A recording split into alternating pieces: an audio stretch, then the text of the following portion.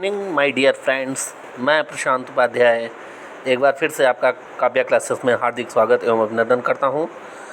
हम लोग class 10th का chapter number 10 light reflection and refraction chapter पढ़ रहे थे।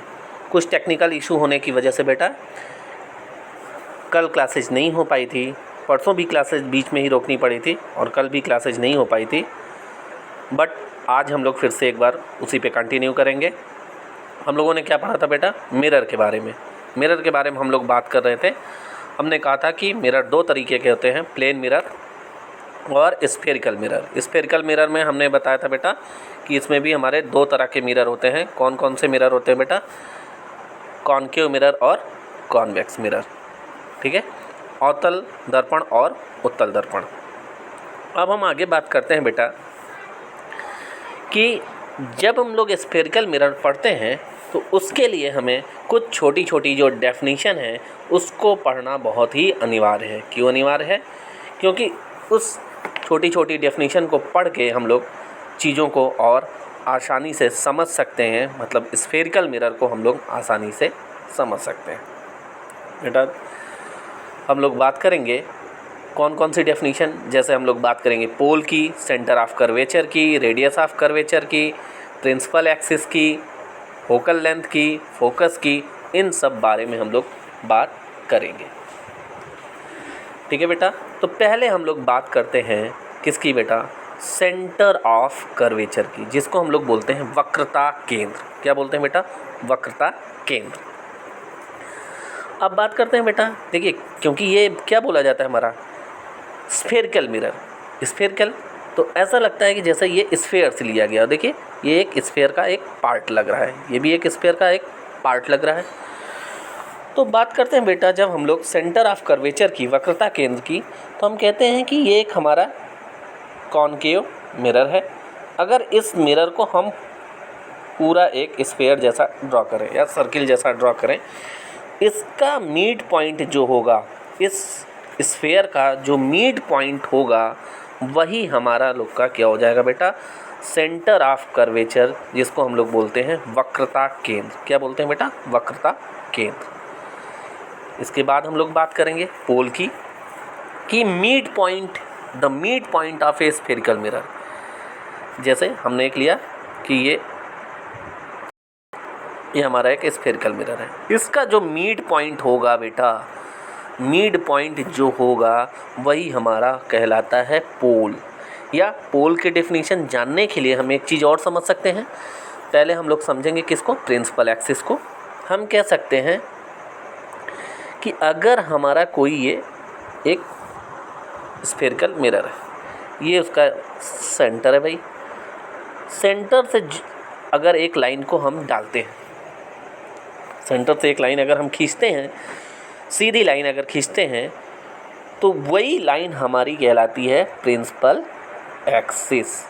क्या कहलाती है बेटा? Principal axis. ये हमारी हो गई प्रिंसिपल एक्सिस बेटा।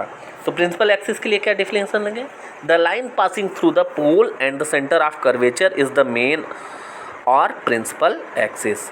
क्या कह लेंगे? Principal axis. ये हमारी हो गई प्रिंसिपल एक्सिस बेटा। ये हमारा हो गया बेटा सेंटर ऑफ कर्वेचर, जिसको हम लोग सी से रिप्रेजेंट करते हैं। ठीक है, और ये जिस जगह पे जाके टकराती है वही पॉइंट होता है हमारा मिरर पे। जिस जगह ये टकराएगी वो होगा हमारा पोल। क्या होगा बेटा? पोल, जिसको हम लोग बोलते हैं ध्रुव। हिंदी में क्या बोलेंगे? ध्रुव। तो पोल की दो डेफिनेशन कह सकते हैं बेटा, कि the mid point of A spherical mirror, जो स्फेरिकल मिरर का मध्य बिंदु होता है उसी को हम लोग बोलते हैं क्या? पोल, ध्रुव।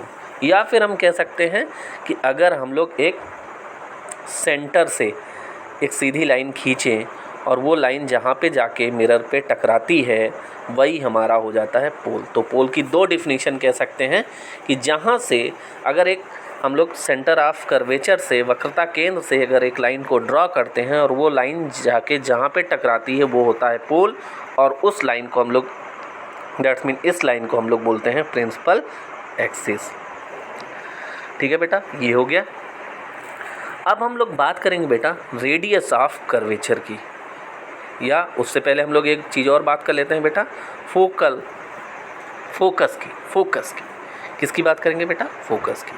तो हम लोग कह सकते हैं कि प्रिंसिपल एक्सिस के अगर पैरेलल कोई हम लोग लाइट डालते हैं, ठीक है बेटा, फोकल लेंथ की बात करेंगे, पहले फोकस की बात करेंगे फिर फोकल लेंथ की बात करेंगे बेटा। फोकस जो है कहते हैं कि प्रिंसिपल एक्सिस से अगर पैरेलल कोई हम लोग लाइट डालते हैं तो वो लाइट कन्वर्ज होने के बाद जहाँ पे टकराती है, जहाँ से होकर जाती है, दैट्स मीन ये भी कह सकते हैं कि प्रिंसिपल एक्सिस से अगर हम लोग सीधे पैरेलल कोई लाइन डालते हैं या पैरेलल कोई हम लोग लाइट डालते हैं तो मिरर पे टकराने के बाद जहाँ से जाती है वही पॉइंट हमारा हो जाता है क्या? फोकस बेटा। इसको हम लोग एफ से डिनोट करते हैं। फिर से एक बार समझेंगे फोकस के बारे में कि अगर हम लोग एक प्रिंसिपल एक्सिस के पैरेलल कोई लाइट जलाते हैं तो वो मिरर से टकराने के बाद जिस जगह से होके गुजरती है उसी, या कन्वर्ज होने के बाद जिस जगह से गुजरती है उसी पॉइंट को हम लोग क्या बोलते हैं? फोकस बोलते हैं। और बेटा आप जब फोकस जान गए हैं तो हम लोग फोकल लेंथ की भी बात कर लेते हैं। पोल से और फोकस के बीच की दूरी, फोकस को बेटा कैपिटल एफ से डिनोट करते हैं। पोल से फोकस के बीच की दूरी को हम लोग बोलते हैं focal length. Distance between pole and focus is called focal length. ठीक है, फोकस की क्या डिफिनेशन हो सकती है? टेक ए कॉन्केव मिरर, जैसे कि हमने लिया है, all rays parallel to the principal axis converge at the point between the pole and the center of curvature. This point is called the focal point और focus। ठीक है बेटा, ये इसकी डेफिनेशन हो जाएगी। फोकस की क्या डेफिनेशन होगी? टेक ए कॉन्केव मिरर, मैंने क्योंकि कॉन्केव मिरर लिया है, all rays parallel to the principal axis converge at a point between the pole and the center of curvature. This point is called focus। या हम ये भी कह सकते हैं हिंदी में अगर बात करेंगे कि अगर हम लोग एक प्रिंसिपल एक्सिस के पैरेलल लाइट जलाते हैं तो वो टकराने के बाद, मिरर से टकराने के बाद जिस जगह से पास होती है, जिस जगह से होकर गुजरती है, उसी को हम लोग बोलते हैं focus. And focal length, distance between pole and focus, pole और फोकस के बीच की दूरी को हम लोग कहते हैं क्या? Focal length. ठीक है बेटा, अब हम लोग बात करेंगे बेटा कि हमारा सेंटर ऑफ कर्वेचर क्या होता है। What is centre of curvature? Centre of curvature, sorry बात कर लिया रेडियस ऑफ कर्वेचर की। रेडियस ऑफ कर्वेचर की बात करते हैं बेटा, तो हम लोग कहते हैं कि पोल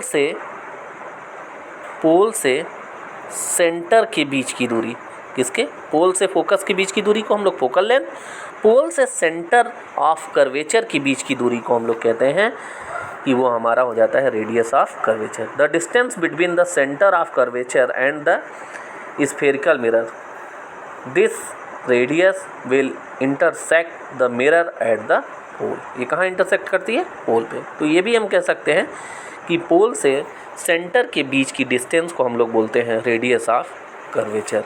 ठीक है बेटा, जिसको हम लोग हिंदी में बोलते हैं वक्रता त्रिज्या।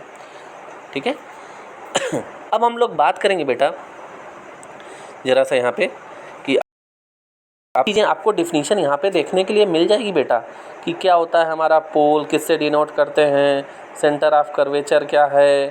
ठीक है बेटा, ये सब मिल जाएगा, रेडियस ऑफ कर्वेचर, ये आप सबको मिल जाएगा इस जगह देखने के लिए। तो आप लोग बहुत परेशान मत होइए कि ये डेफिनीशन कहाँ दी हुई है, यहाँ से भी पढ़ सकते हैं, इसमें छोटी छोटी डेफिनीशन दी हैं, बट मैं आपको डिटेल में सब कुछ बता रहा हूँ। अच्छा, हमारा एक चीज़ और होता है बेटा, इसमें हम समझेंगे कि हम लोगों का एक रिलेशन होता है किसके बीच में? Relation between focus and radius of curvature. तो फोकस इज इक्वल्स टू बेटा हो जाता है, फोकस इज इक्वल्स टू हो जाता है बेटा r/2। r क्या है यहाँ पे?